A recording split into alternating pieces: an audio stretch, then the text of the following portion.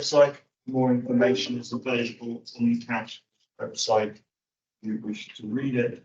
I've also had a request from a member of the audience who wishes to do a separate recording, and that is fine. So just to inform you that that's happening. Item 1, actually, before we go on to item 1, can I just ask if any members of the audience wish to speak this evening? Because we can't see some of you around the Cllr, Steve there, shaking his head. If you could stand and walk to the front behind the desks to raise your question, that would be great. So help. Very much. So moving on to item 1, which is apologies. I have one apology from Councillor Park.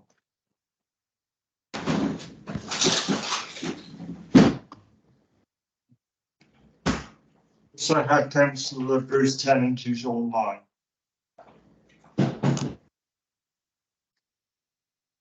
Item 2, declarations of interest.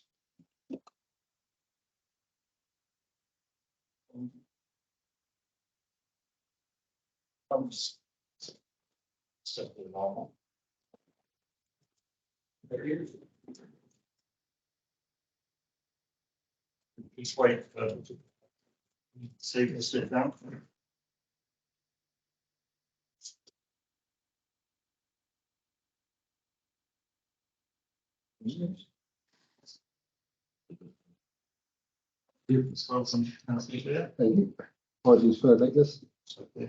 Item 2 then, declarations of interest. Do members have any declarations of interest they wish to make?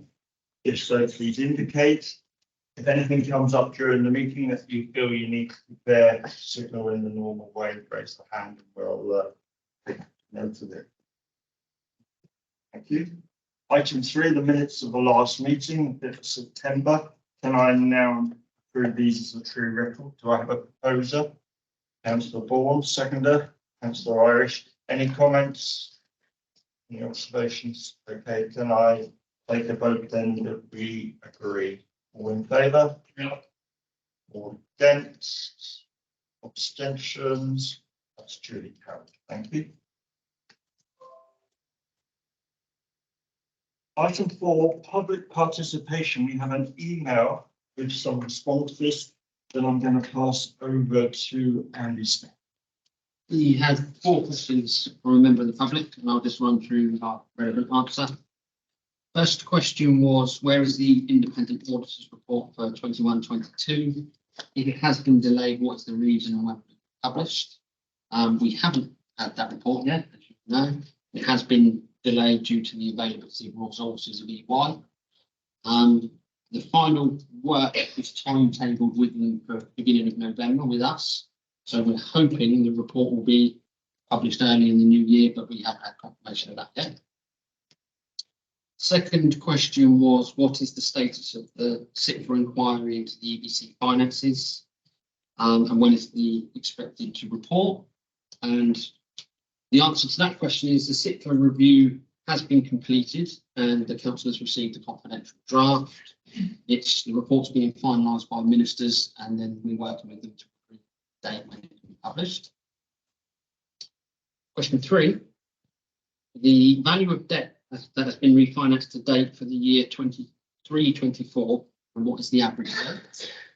So the amount of debt that's been refinanced to the end of September 2023 is 141,250,000. That's an average rate of 4.74%. And the final question was, what is the total value of debt due to be financed for the remaining financial year?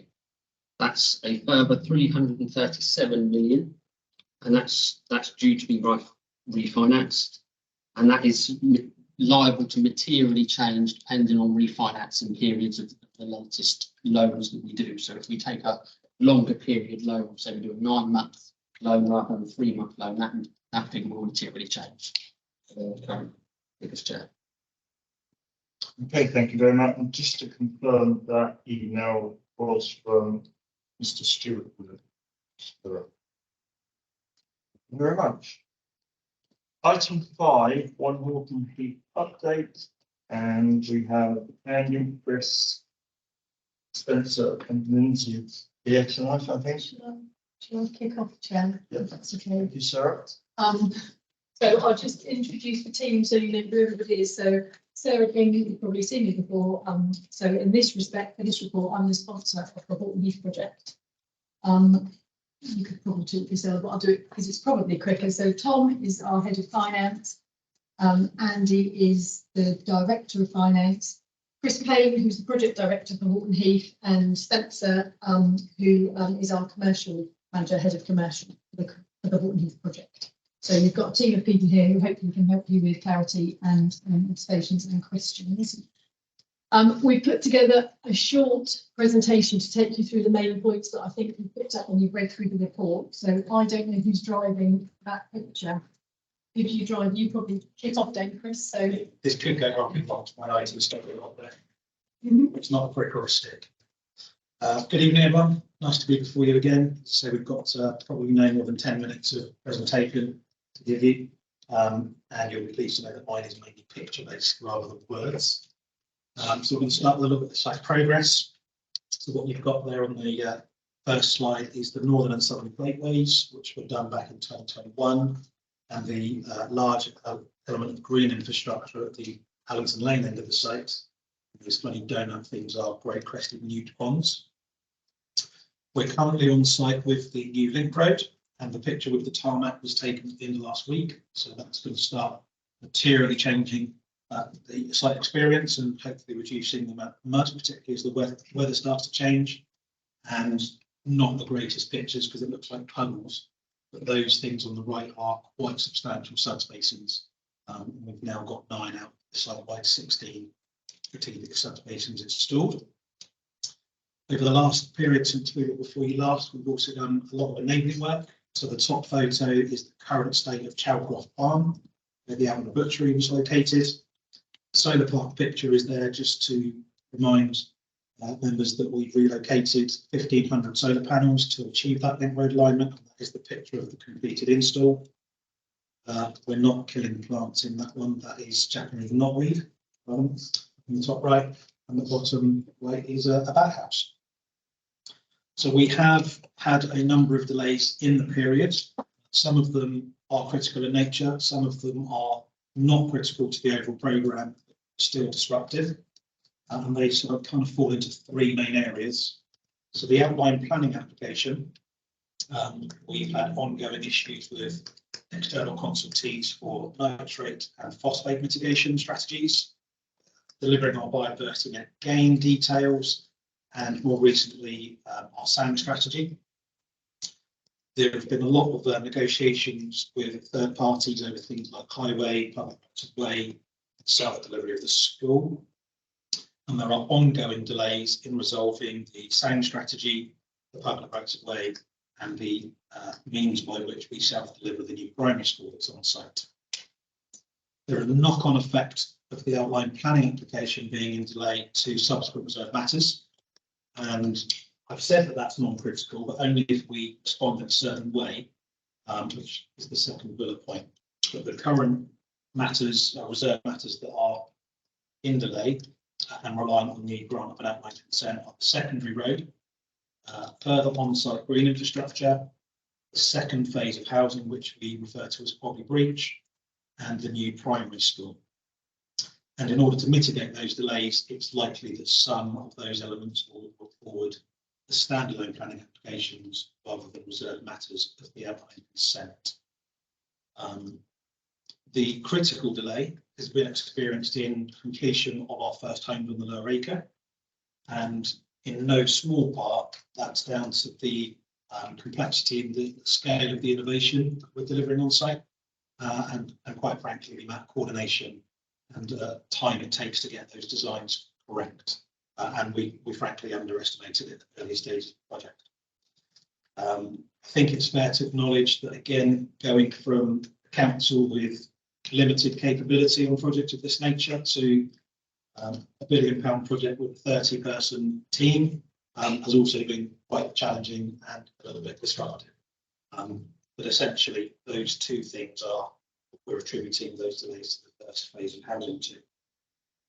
In terms of that first phase of housing, If you've been on site in the last week or so, you might recognise two of those pictures. One in the top left is as it was when we bought it in 2018. The overhead cables have all been diverted or undergrounded. And the lower picture there is as it is now. So that is phase 1 cut and fill being completed. And the bit of machinery there is one of the borehole rigs, the ground source heat pumps. And we've done about 130 of the 230 that will serve the 381 homes in Cllr. So over the next period, the things that we'll be working on, we've got large tenders going out to contractors for in-parcel infrastructure. That work is due to commence in February next year.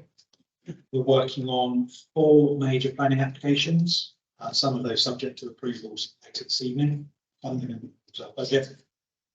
We've got a lot of professionals and consultants to procure, and that has been a challenge. So we're going to be seeking a dynamic purchasing system or a framework for those key consultants that will help keep the process slightly more efficient than it's proved to be so far. The largest tender, which will be going out just before Christmas, is to build the first 381 homes. And then we've got the procurement of, is that the same thing? Superstructure. Landscape. That's kind of the same thing there. So the first one is the tender going out, and the second one is when that contractor will due to start work.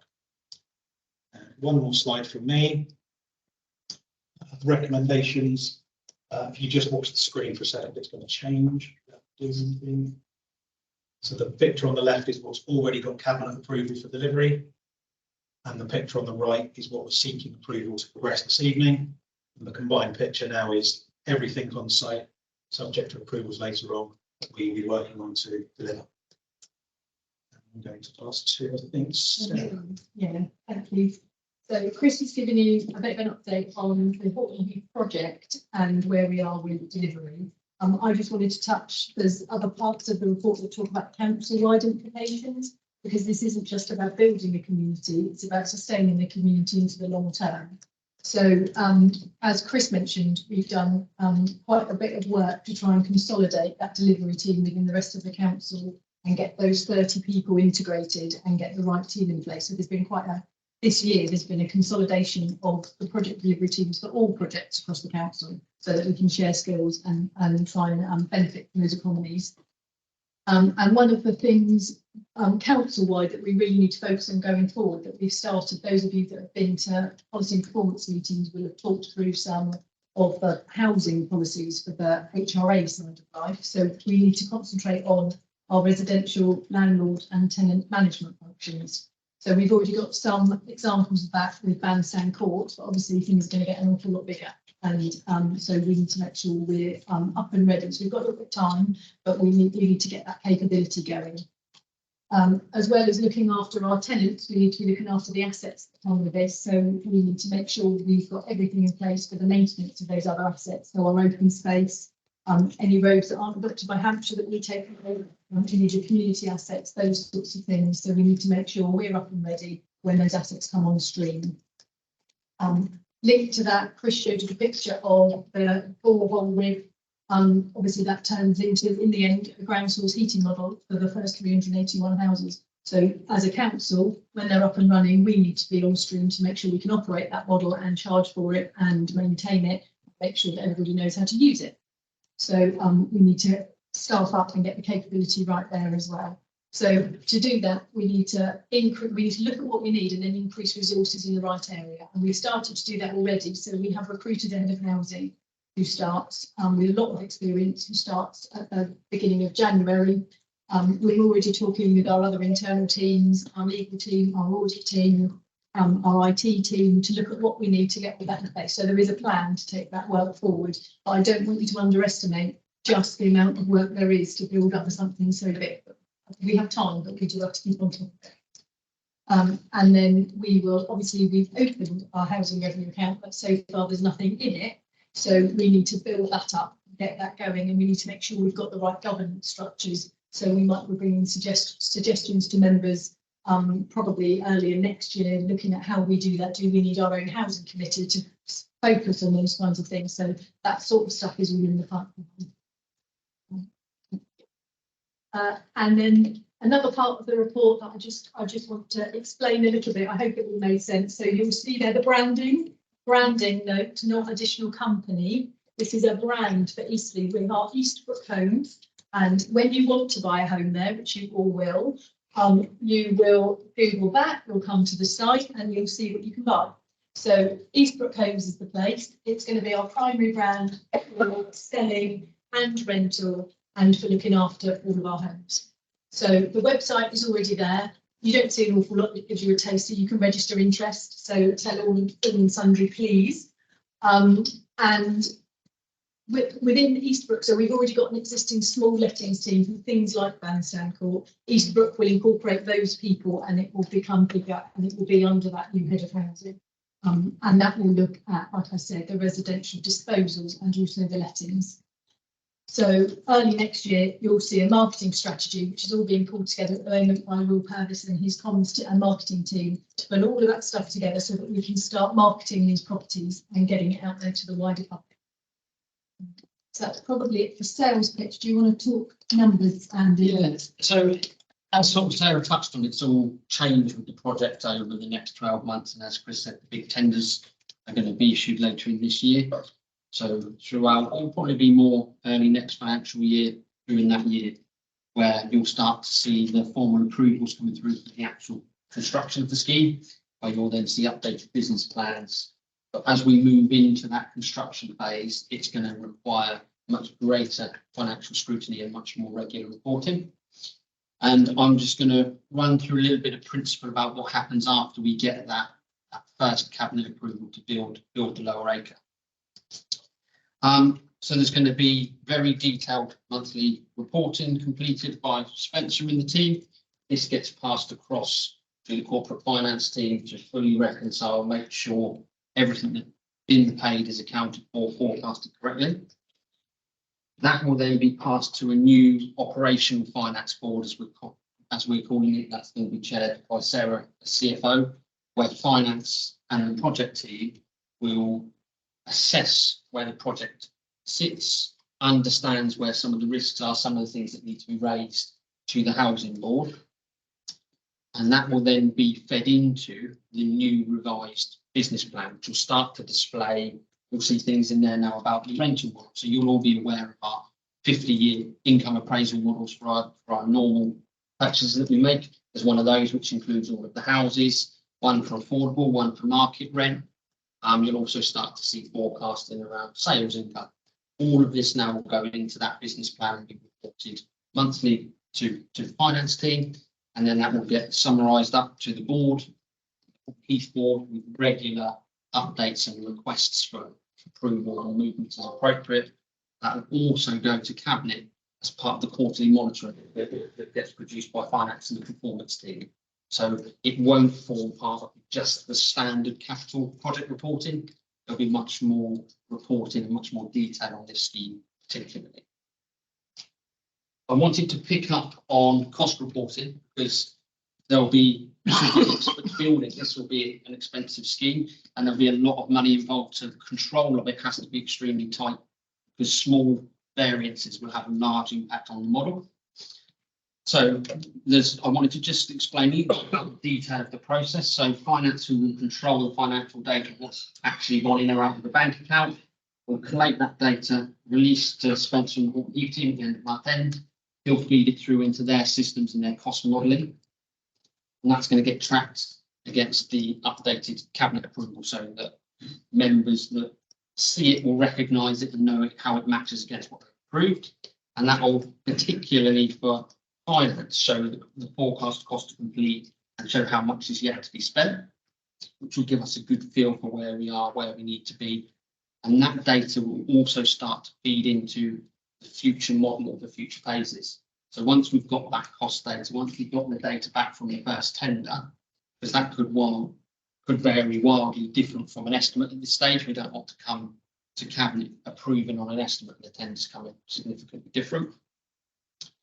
That cost will then be broken down into different work streams, which will be given to different members of Spencer and the team, and they'll they'll own each work stream as part of that monthly report and report out to Sarah Corporate Finance about each work stream, any variances, any pressures, any approvals they might need from finance or in future from cabinet. And then as I've touched on there, that approved business plan will then come revised forecast, updated forecast every quarter to cabinet in the usual transparent way, but it will be separate from the capital project that you would normally expect to see financial monitoring. So that's a little bit of a whistle stop tour of its big change for the whole project, I think, and the whole council in terms of changing how we report this. And that is it for me.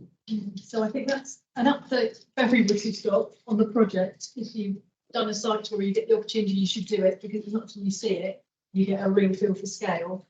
The report that we're looking at tonight gives you some update, but the recommendations are to look at the approvals for the next phases of planning. So planning for the Poppy Breach stage and the Upper Acre, and also to look at the beginning feasibility of the local centre.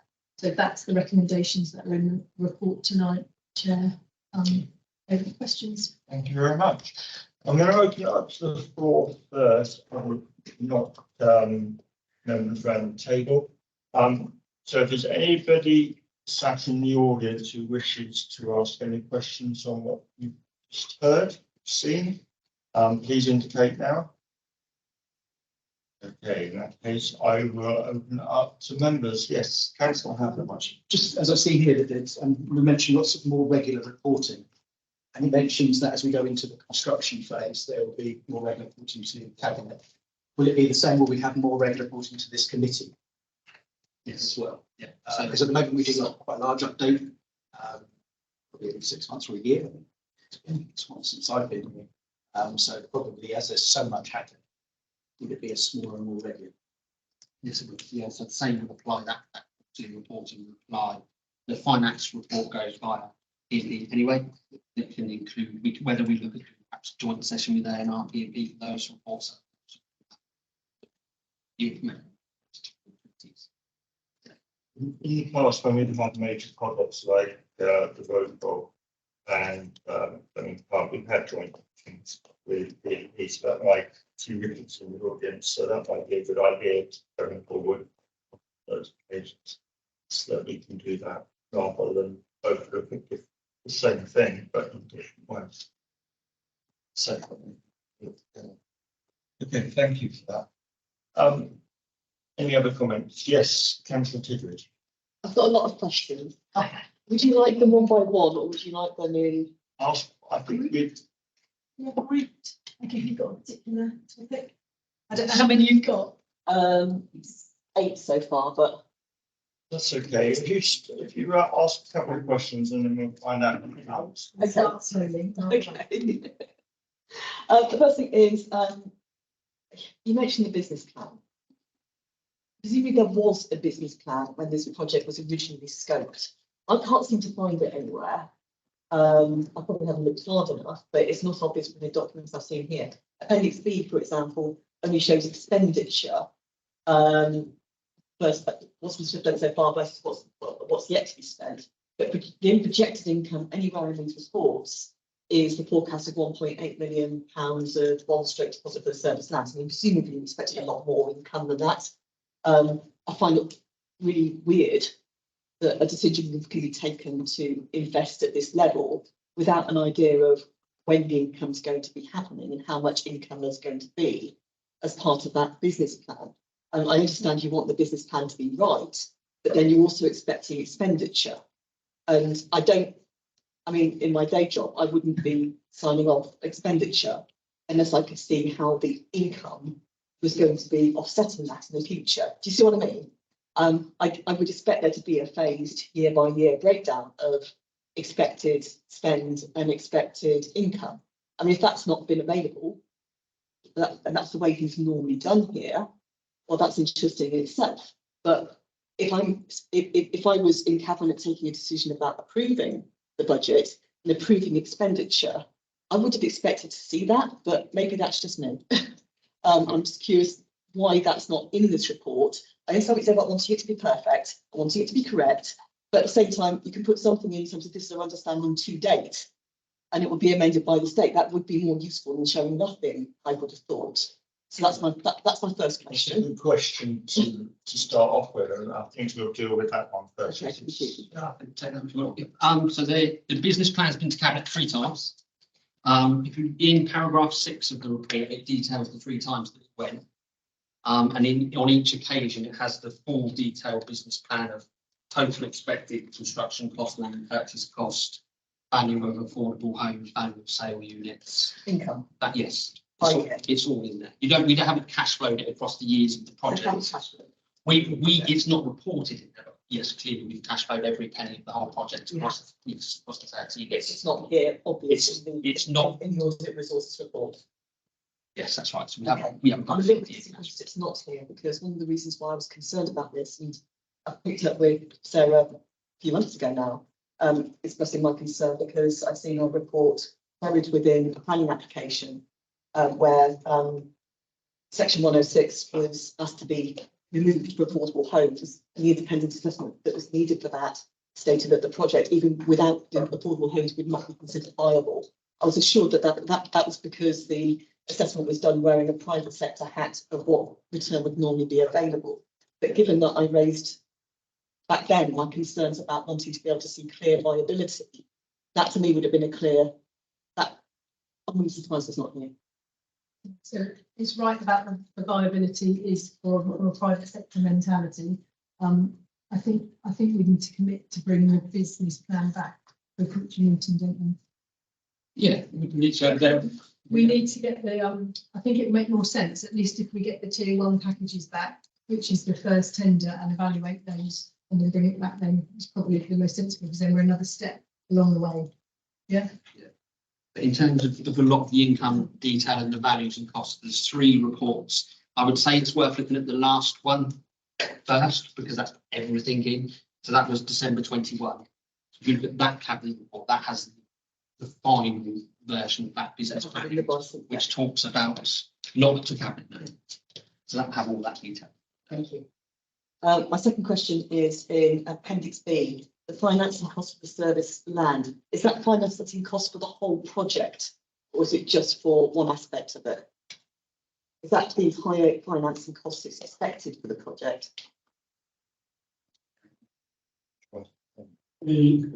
Not for the entire project, is the Yes. 7 phases of the project. That's just at the moment for service land and the first phase of the bits that have been approved.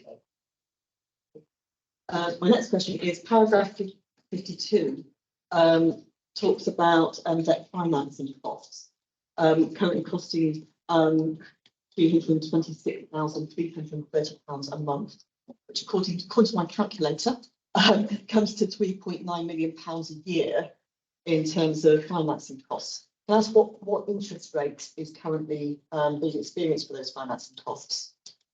So we've got a blend of interest rates on that at the moment. We're fixed loan 2 million at 2.2%. Don't quote on that one, I think that's right, at 2.2%. And the rest of the debt is running on our average sort of pot borrowing rate for the council. It's around about 3%. But again, I can come back to these. Okay, because within the, I realised, thanks to Sarah making it clear to me earlier today, that the revenue interest is slightly different, but revenue interest, revenue debt payable was reported at budget earlier this year. I think it's around 5% this year. That's not the case for That's the short term. So when you add in our long term debt as well, you get blended rate be lower than short term. Great stuff, thank you.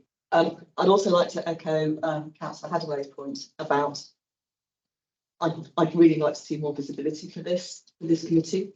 I really think we should be having this as a standing item on our agenda from this point onwards. I'm a little bit shocked that it hasn't been so far. And I actually feel quite remiss that maybe I should push for this earlier in terms of asking for this to come to this committee. Because this is, as Sarah alluded to, such a huge project in so many different ways.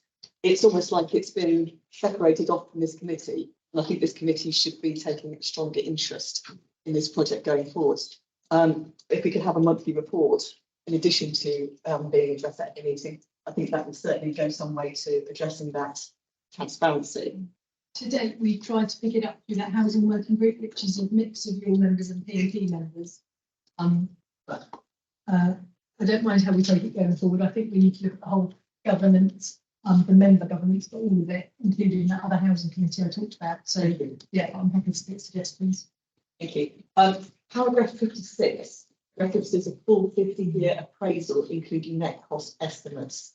And again, I couldn't quite work out where that was. If you pointed in the direction of that, that would be useful. 56. Yeah, so that's the one I refer to where we can produce that moving forward with all of the income assessments. Thank you. And my last question, you'll be ready to hit. My last question is the HRA business plan referenced in paragraph 50. Has the business plan been done? Has it been completed? And if so, has it been approved or adopted? The draft has been done, so Tom and I are monitoring it all the time. It hasn't been approved yet because we don't need to approve it until such time that we formally open the housing revenue account. So it's worth just explaining the difference here slightly between we've registered as a registered provider, which obliges us to open a housing revenue account at which point that we put an affordable home in it. And we don't need to open the housing revenue account until we've got at least 200 affordable homes. The first homes that are affordable that will come live in our project will be the ones at the old post office site, which I think is about 12 units, something like that. So we won't open the HRA account for those. We will open it before this project. So we will probably not have a formal HRA until probably 2 financial years' time. Are we certain that we'll still be able to do that in 2 to 5 years? I mean, it's a new thing. It's a new. In terms of when you say certain to do it, the scheme existing in such a way that it can participate. oh, HRA. Yeah, I'm just very mindful that the planning permission variation was allowed for 2 applications to HEWEB, where affordable housing was taken out of their requirement. And the reassurance was that that's okay because they're going to get it back through the HRA. So I just want to be absolutely sure that HRA is going to be happening. That all happening within the site. 2 elements to that question. So the HRA itself has been a process that's been around for longer than even Sarah and I have been here. So that process will always exist. That's just the regulation. So we will definitely be able to do that. The secondary bit that you refer to around the planning obligation refers to the Homes England grant scheme, which obviously the whole heat scheme runs far beyond their current grant scheme. We work with the local rep very regularly. The new director, he meets all the time. We are confident there is no reason why that grant program won't run into that future. They've given us no risk. They clearly can't promise it. There's changes, but we have no reason to put that at risk. Thank you very much indeed, and thanks to Sarah for answering my questions. Welcome. Thank you. Jim, it's very useful, and Sarah's made a lot of notes, so move that forward. Okay, any other questions? I have one question that hasn't already been raised. It's in paragraph 25, which is the outline planning applications section. There have been unprecedented major changes to the requirements of environmental mitigation over the last 5 years. We were talking a little bit about it when we went down on the site. It is quite important that we get that sorted. If you're talking about nitrates, phosphate neutrality, DNGs, I think it's helpful with DNG and SAN could be explained a little bit more for those that don't know What they stand for, I'll try to explain it. Fine. To be sediment, etc., and management of all this, and the outside parties that we have agreements with. So clearly, there is a hold up in that, and that is ongoing, and it's very important that it isn't delayed too much, is not. Yes. So just want me to talk through each of those. So there's another one here which is coming down the track, that water neutrality I've heard of. But nitrate and phosphate is essentially to do with water quality in our rivers and streams. Far too much nitrate and phosphate in it changes the ecosystem, too many plants, etc., etc. European precedent, legal precedent that development should be neutral, so we can create increased amounts of these things, but we have to offset it somehow so that the development itself is net neutral. It's caused major national disruption. We aren't anywhere near as disrupted as some local authorities because we intervened and established our own offset scheme. But as those things came out and the people's understanding of them and guidance from government and Attrill and the like emerged, we've done the nitrate assessment for 6 times in 3 years. We've done the phosphate assessment 3 times, and they are significant numbers and very lengthy processes to do those. BNG stands for biodiversity net gain. Gain, that requirement came in during the planning determination period. So as we were preparing, and even for the first half planning determination period, that wasn't a requirement that we had to satisfy. Partway through determination became law, so we had to satisfy it. And you layer that up with other ecological impacts. It's not as easy as just bolting it on. You've got to reassess them all. And SANG stands for suitable alternative natural green space. And it's a form of mitigation for recreational impacts on protected sites, in our case, the New Forest. And again, the requirements and the expectations and the legal precedents for that have evolved over the last 5 years, and every time it changes, we've got to revisit our strategy and make sure it's still valid. Sediment is one that Natural England decided to spring on us without any precedent, but they still think it's very important.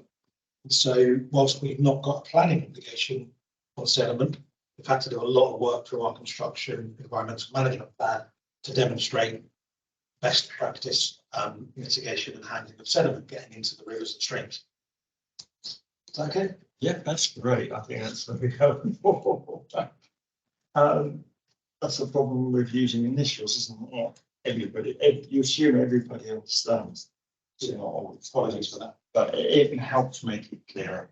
Okay, do I have any other comments? Yes, Councillor Attrill. Can you just ask about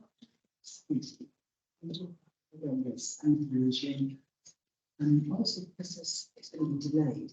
The financially, does that take into consideration inflation and increased staffing costs because these are there? Yes, it does. Yeah, so there's a current programme already putting mitigation and contingency for a delay in the next start. Yeah, thank you very much. Anybody else? Yes, Councillor. Paragraph 67 about contractors having to have obviously professional indemnity insurance, etc. We're saying that they're not able to get the level that we require. Are we requiring too high a level, or are they too small outfits that can't get access to the cover we require? Suspects a question. Typically for indemnity, people was consider a level of 10 million each and every claim. The insurance market currently is loaded on that, and many contractors are got varying degrees, but principally they're moving more from each and every claim to the negative policy. So what we're trying to do is work with procurement and legal services to get the best level of cover for the impartial development that we look to bring forward.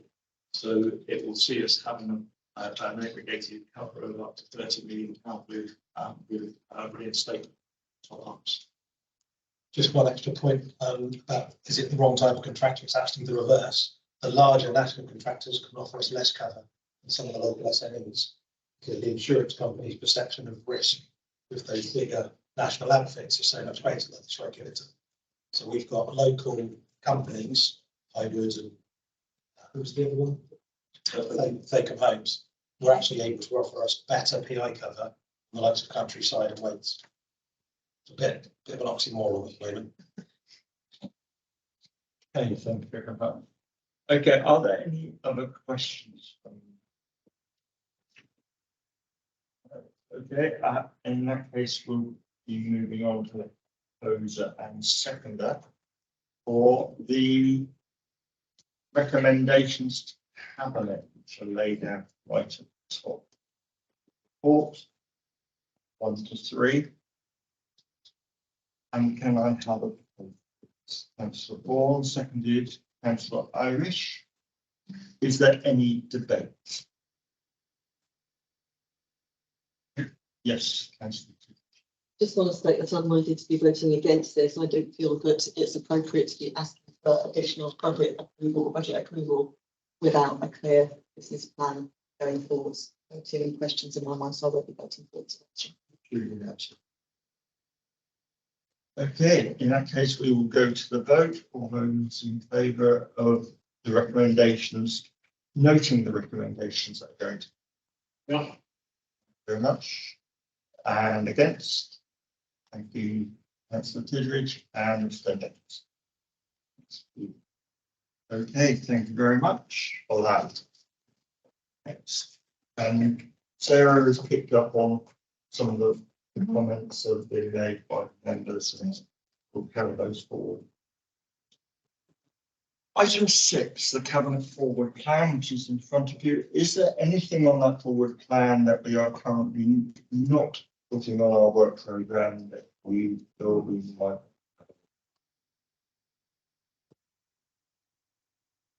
Okay, thank you very much. And the work programme, given that in two is down there in black and white in tonight's meeting. Yeah, so let us just work out the tier 1 stuff they come back so that we can come back with a date before the business plan. I have one question which is Andy, only because I can't remember all Tom. The audit results report, the letter of rep that's on for December, and then it's on again for January. When do we think they're really doing it? We could say, we're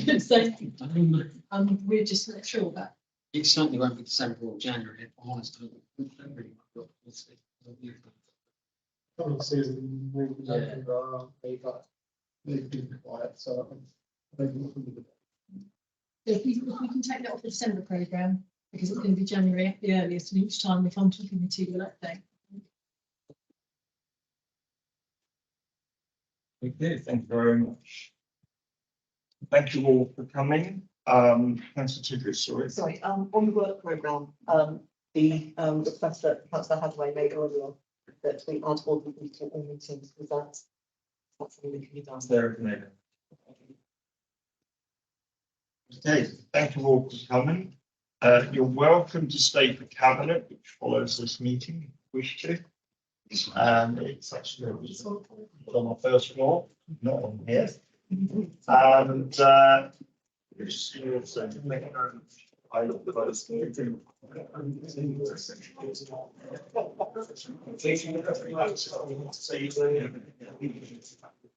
very helpful.